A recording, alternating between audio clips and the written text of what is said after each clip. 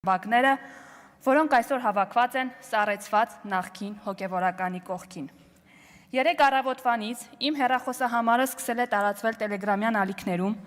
որից հետո մինչ այս պահը ես ստանում եմ զանգեր եւ հաղորդագրություններ, որոնց ամբողջ բովանդակությունը հայհոյանք, անեծք եւ սպառնալիք է իմ անձի, ընտանիքի, երեխաների հասցեին։ Բնավ տպավորություն չստեղծվի, որ այս ամենից ես վախեցել եմ կամ անգամ մտահոգվել։ Ուղղակի ինչպես իմ խոսքի սկզբում նշեցի, հարկ համարեցի եւս մեկ անգամ մեր քաղաքացիներին հիշեցնել, թե ովքեր են այսօր փողոցում պահանջում ընտրված վարչապետի հրաժարականը։ Չնայած նրան, որ այս անշարժ շարժման առաջնորդը նախկինում սրբազան է աշխատել, այս իշխանատենչ մասսան չունի որևէ սրբություն։ Հակառակ դեպքում ոչ մի պարագայում բանական մարդը չի կարող անիծել, հայհոյել 7 տարեկան երեխայի։ Այստեղ ուզում եմ հրավիրել նաև մեր իրավապահ համակարգի ուշադրությունը։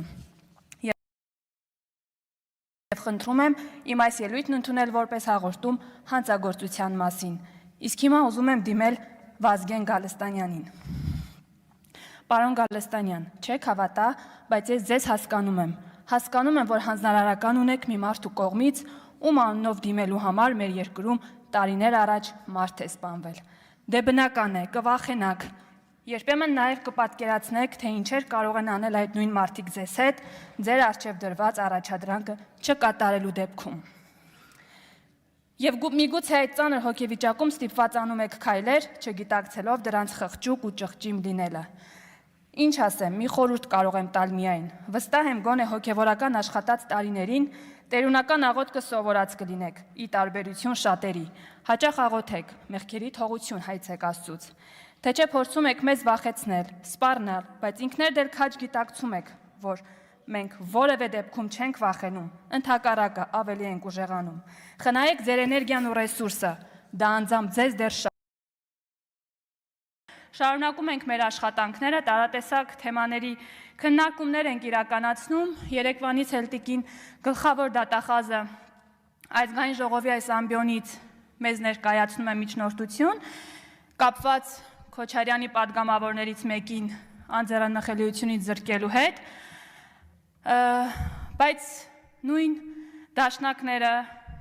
պատիվ ունեմը, Քոչարյանի մյուս պատգամավորները փորձում են անլրջացնել այս process-ը եւ դեմքի լուրջ արտահայտությամբ իբր հարցեր են տալիս գլխավոր դատախազին, փորձելով ոչ հիմնավոր տպավորություն ներկայացնել, որ դատախազը այստեղ եկել է եւ ինչ որ ոչ հիմնավոր եւ որևէ թույլ գործ է ներկայացնում, մինչդեռ բացարձակապես հակառակն է եւ տիկին դատախազի ներկայացրածը սարսափելի մի իրականության մասին է խոսում։ Հարգելի քաղաքացիներ, բանից պարզվում է, որ այս դալիճում մեր կողքին նստած է եղել մի մարդ, Արթուր Սարգսյան անուն ազգանունով, ով մաս է կազմել, մասնակից է եղել մի օրհնված, ճակերտավոր օրհնված ահաբեկչության, որի ընթացքում վերջինս իր ընկերների հետ պատրաստվում էր սպանել ոչ միայն վարչապետ Նիկոլ Փաշինյանին, ոչ միայն ազգային ժողովի նախագահ Ալեն Սիմոնյանին կամ արտաքին գործերի նախարար Արարատ Միրզոյանին, այլ սիրելի քաղաքացիներ, նաև ձեզանից մի քանիսին։ Այո, նրանք պատրաստվում էին այրել մեքենաներ, մի քանիսին գյուլել պատերի տակ, իմիջայլոց այստեղ իրենք ցույց են տալիս, որ իրականում իրենք ոչ միայն Հայաստանի Հանրապետության քաղաքացուն ուղղակի անվանում են անասուններ կամ էշեր, այլ հենց հավատում են, որ դուք այդպիսին եք, հարգելի քաղաքացիներ, որովհետև չի կարող մեկը խոսել մի քանիսին գյուլելու եւ հետո ընտանիքին որևէ փոխհատուցում տալու մասին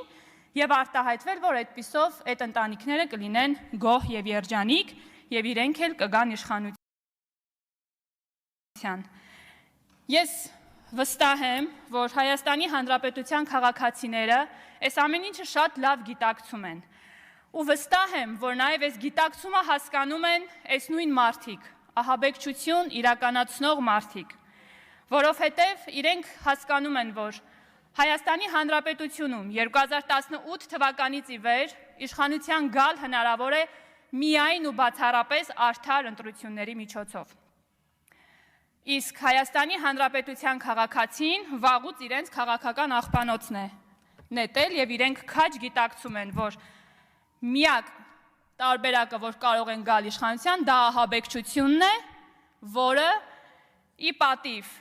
եւ ի շնորհիվ Հայաստանի Հանրապետության իրավապահ համակարգի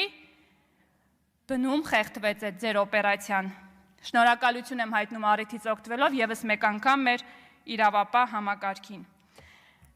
Հարգելի քաղաքացիներ, այս սրբապիղծ ահաբեկչական ծրագիրը ղեկավարում էր Տավուշից Երևան գալու ճանապարհին գառնուկներ գրկող, երեխաներին համբուրող եւ Աստծո անունից հանդես եկող,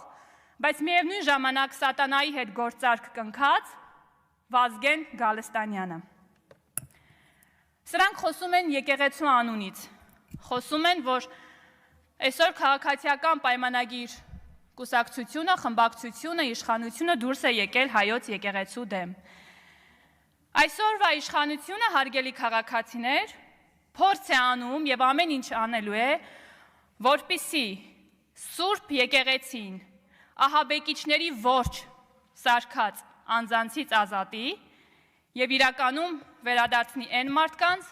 ովքեր կրում են հոգեվոր արժեքներ։ Բանից պարզվում է մեր հայոց եկեղեցու պատերի ներսում այսքան ժամանակ ահաբեկիչներ են բուծվել ընդամենը եւ սրբապղծություններ տեղի ունեցել։ Մեկն էլ Շիրակի մարզում կար եկեղեցականի սքեմով ու անընդհատ խոսում էր ռազմական հեղաշրջումից, բայց հենց փաստերի հայտ եկան եւ որոշեցին, որ իր հետևից են գնալու իրավապահ համակարգը, գնաց եւ թաքնվեց վեհարանում եւ դրանից հետո սկսվեց անպագորգոր հայտարարություններ, թե վեհարանը սուրբ վայր է եւ այդտեղ որևէ գործողություն իրականացնել չի կարելի։ Լուրջ եք ասում, բա ձեզ կարելի է սրբապիղծ եւ ահասար սուր ծրագրեր մշակել եւ իրականացնել։ Ես գիտեմ, որ ձեզ մոտ միայն դա է լավ ստացվում։ Եվ երբ այս բացահայտումները տեղի ունեցան, սրանցից ոմանք հայտարարեցին, որ այդ ձայնագրությունները, այդ հրապարակումները արհեստական բանականությամբ ստեղծված ինչ-որ հրապարակումներ ու ձայնագրություններ են, բայց ես ուզում եմ ձեզ շնորհավորել, դուք այս հարցում անգամ արհեստական բանականությանն եք կարողանում հաղթել եւ անգերազանցելի եք։ Ես ապշած էի մի բանի վրա, որ այս օրերի ընթացքում սրանցից որևէ մեկը չեկավ եւ այս ամբիոնից որևէ դատապարտող նախադասություն մի միտք չհնչեցրեց բացահայտված ահաբեկչական ծրագրի մասին, բայց հետո էլ ինքս ինձ հարց եմ տալիս, ինչպես կարող էին գալ եւ դատապարտել այս ահաբեկչությունը, սպասվելիք ահաբեկչությունը այն մարդիկ, որոնց քաղաքական հայրերը հոկտեմբերի 27 եւ մարտի 1 կազմակերպած մարդիկ են, ինչպես կարող էին։